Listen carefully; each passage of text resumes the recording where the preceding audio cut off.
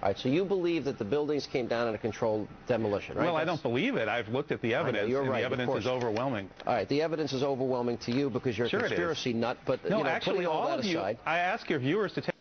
Okay. Now, in this one, I'm sure you caught the obvious part, but you probably did not catch the neuro-linguistic programming. What exactly is neuro-linguistic programming? Simply put, it's dual meaning that is speaking to the subconscious.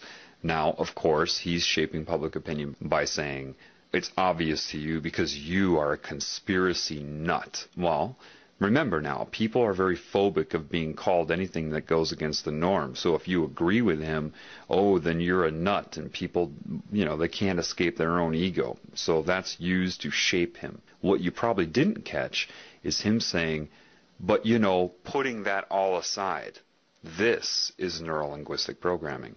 Now, pay attention here. You're a conspiracy nut, but putting that all aside, what that is doing is he's directing your subconscious mind and your conscious mind to store that label, that impression of him. Put it aside. Keep that. It's called anchoring. In neuro-linguistic programming, they call this anchoring. Anchoring a thought, anchoring a concept, anchoring a feeling. Putting all of that aside means put that aside in your mind. He's a conspiracy nut. Do you see how they manipulate you? That's a very good lesson right there in neuro-linguistic programming. all right, the evidence is overwhelming to you because you're a conspiracy nut, but no, actually, putting all that aside, I ask your viewers to take a look at this evidence for themselves. They can go to st911.org. That's Scholars for 9/11 Truth. Take a look. Take a look at the demolitions. I know you Morgan Reynolds, a former Bush administration official.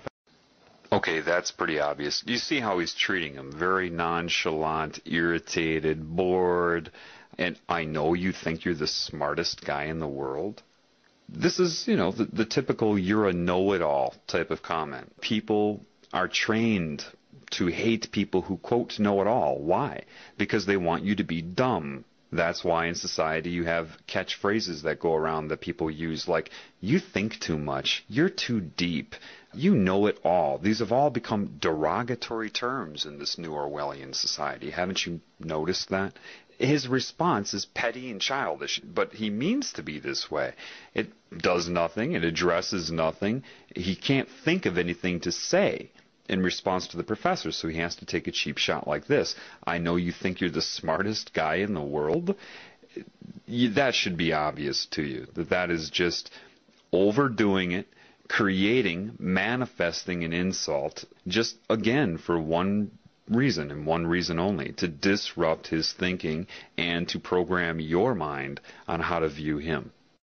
Take a look at the demolitions. I know you Morgan think Reynolds, a former Bush administration official, says that the Bush administration blew the World Trade Center to kingdom come. That's a direct quote from a member of the Bush administration itself. I know. They blew the World Trade Center to kingdom come. The Jews were told to leave. Well, we've heard a lot of these sick, bizarre theories. Okay, so suddenly he's an anti-Semite? When did that come about? I didn't hear him say anything about the Jews. What he's doing here is he's trying to link him to anti-Semitism. That's what they want to do. Now, anybody that's really trying to speak the truth in this world has no interest in focusing on a group or even an individual. What they try to focus on is the problem in general, outside of any group or individual that may be manifesting the symptoms of the problem. But again, what he's trying to do here is, in your mind, link the professor to being part of a hate group, someone that's going to target a group or an individual and make you link the terms sick and bizarre to the professor. He didn't say anything about the Jewish community. Nothing. So catch that. See how he's trying to link the professor to it.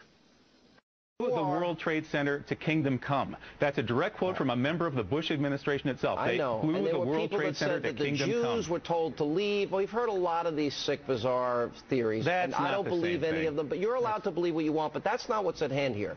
The issue is whether or not you, with your bizarre theories, are the best. I think you have the bizarre theory. You think it was 19 bucks? Hang on a second.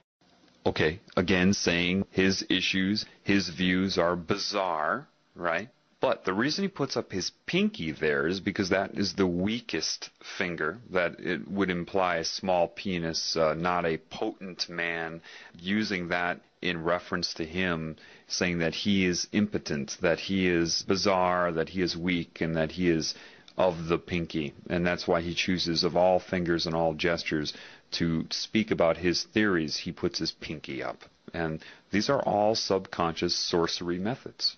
Again, sorcery is not some guy wearing a magician's hat. Part of sorcery is speaking to and manipulating the conscious mind from the subconscious. Well, it's a question whether or not you, with your bizarre theories, are the best. I think you have the bizarre theory. You think it was 19 guys with box cutters led by a guy on dialysis in a cave in Afghanistan? That's ridiculous. Yeah. I mean, that's the craziest conspiracy theory of all of them. Mm-hmm. Okay, I wish I had the Twilight Zone music. Now, here's my next... See, all he can say is something to discredit him. I wish I had the Twilight Zone music. And then the people watching the televisions that say, yes, that must be weird. Twilight Zone music is weird. And the honest and credible news reporter is saying that about him. Okay? Now, you see that all the neuro-linguistic programming is starting to get to the professor. He's starting to screw up his words. He's starting to screw up his concentration. He's mispronouncing. That's because there's a lot of negative energy being focused on him, interrupting his thought process. So you can see how he's starting to screw up his words, but he's still holding, with all of that working against him and being unaware of those techniques, he still holds his own, but you start to see it get to him a little bit. Yeah. I mean, that's the craziest conspiracy theory of all of them. Mm-hmm. Okay, I wish I had the Twilight Zone music.